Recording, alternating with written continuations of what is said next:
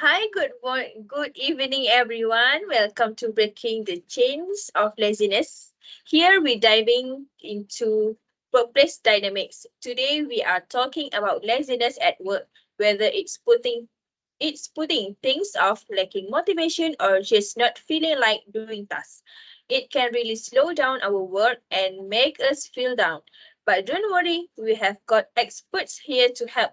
Let's welcome our guest, Dr. Nabila, a psychologist from Kuala Lumpur Hospital, Miss Fatin, a human resource manager at Sunway Group Corporation, and for the last speaker, we have Miss Fatima, a trainee at IJM Land Corporation. Before we start, I will explain the effects of laziness in the workplace so we can see it more clearly before our experts here explaining about the causes, company and individual approach to deal with this problem. Okay, firstly, I will share for all of you about effects of laziness on individuals. First is missed deadlines. When individuals succumb to laziness, they are more likely to procrastinate and delay tasks, which is leading to missed deadlines. This not only affects their own work but also disrupts project timelines and more impact team members who depend on their contributions. Second is decreased morale. Continuously struggling with laziness can erode an individual's sense of accomplishment and self-worth. Failing to meet expectations or witnessing the consequence of their inaction can lead to feelings of frustration, stress, and lowered self-esteem. Next is effects of on organization. Firstly is decreased productivity. Laziness among employees directly impacts productivity levels within the organization. Delays in task completion, reduced work output, and inefficiencies caused by procrastination contribute to a decline in overall productivity. Second is lower quality of work. Rush or incomplete tasks resulting from laziness can compromise the quality of work produced by individuals. This may lead to errors, inaccuracies, and substandard outcomes, negatively impacting the organization's reputation and customer satisfaction. Okay, now let's start with our first guest, Dr. Nabila, a renowned psychologist specializing in workplace dynamics. Dr. Nabila, what are some common reasons behind laziness in workplace? Okay, hi everyone. Thank you, Mrs. Dalila, for inviting and giving me a chance to talk about this matter. Laziness in the workplace can stem from a various factors, including burning out, lack of engagement, unclear goals. Employees may also feel demotivated if they perceive their effort as undervalued or if they lack opportunity for growth. The first factor is burning out. Employees experiencing burning out often when they feel exhausted both physically and emotionally due to prolonged stress or overwork. This can lead a decreased motivation, productivity, and a sense of detachment from the work tasks given by their organization. Then, by lack of engagement. When employees feel disengaged from their work or the organization, they may lack the interest to perform at their best. This can be caused by the factors such as job dissatisfaction, limited opportunity for growth, or disconnect between individual value and organizational goals. Lastly, unclear goal. Without clear goal or expectation, employees may struggle to prioritize their tasks or stay focused on what's important in their work.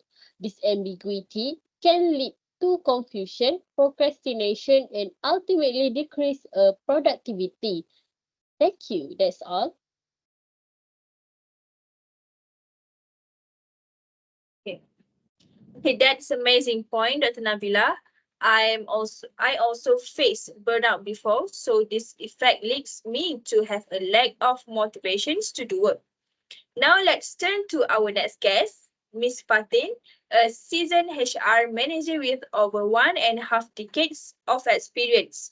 Miss Fatin, how can organization address laziness effectively? Okay, hello everyone. Thanks, Miss Dalila, for bringing up this question. Drawing from my 15 years as an HR manager, I've dealt with numerous instances related to workers' laziness, and it's a recurring issue. So, to address your question, tackling laziness requires a multi-pronged strategy.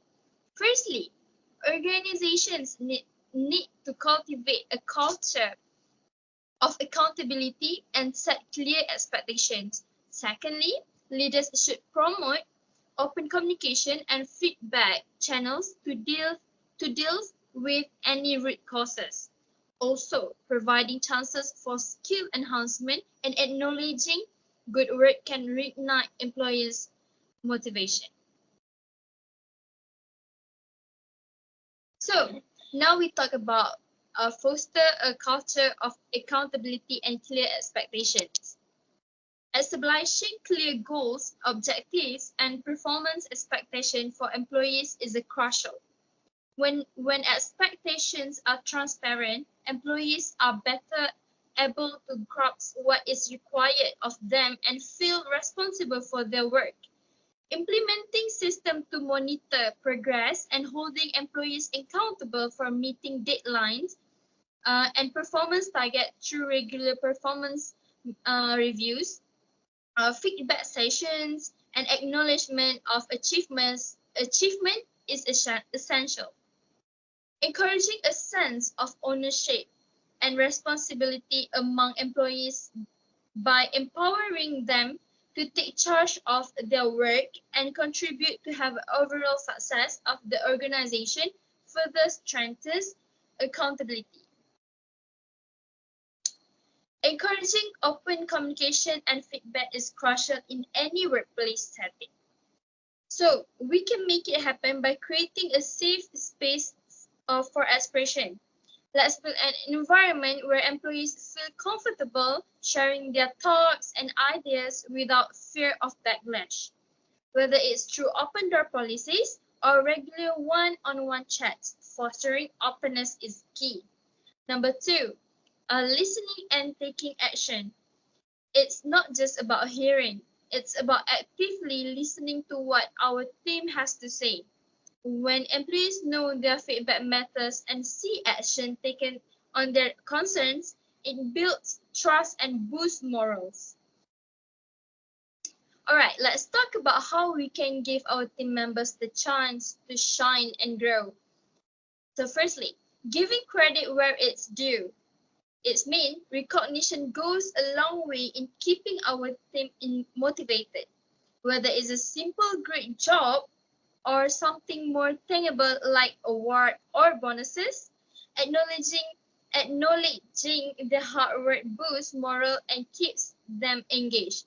And last but not least, building a supportive culture. When we combine skill development with recognition, we create an environment where everyone feels valued and empowered to do their best. This is kind of workplace culture minimizes laziness and maximizes productivity. So everyone, let's make it happen. Yeah, sure, let's make it happen, everyone. Miss Fatin, you got a really brilliant idea about giving employees bonuses. I'm sure everyone would like it too, don't you guys? Now, let's hear from our final guest, Mrs. Fatima Zahra, a trainee who helps individuals overcome procrastination. Mrs. Fatima, what strategies can employees use to combat laziness and boost their productivity? Thank you, Mrs. Dalia. Certainly, here are some strategies employees can employ to combat laziness and boost their productivity. Firstly, we have break tasks into small steps. let's say you have a large project to complete, right? Then you can break it down into smaller tasks such as researching, outlining, drafting, and reviewing and finalizing. Completing each of these steps provide a sense of progress and accomplishment, motivating you to move forward. Okay, and secondly, you can prioritize tasks.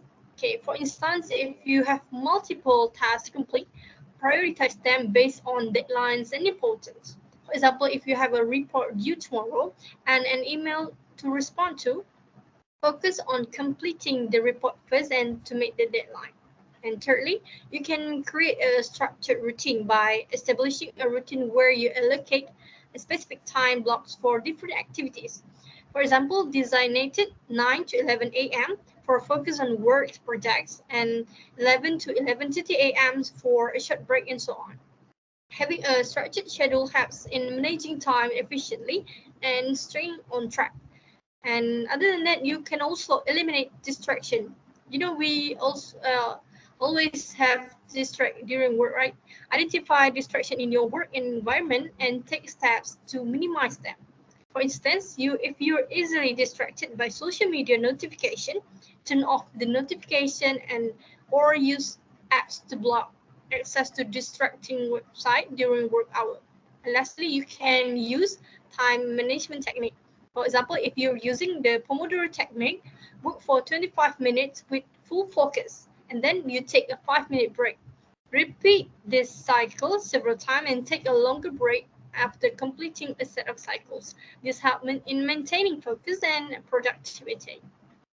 So by incorporating these strategies into their daily life routine, employees can combat laziness, increase their productivities, and achieve greater success in the workplace. I think that's all for me. Thank you. Okay, thank you, Mrs. Fatima, for those valuable insights. These strategies could certainly help us become more motivated to work.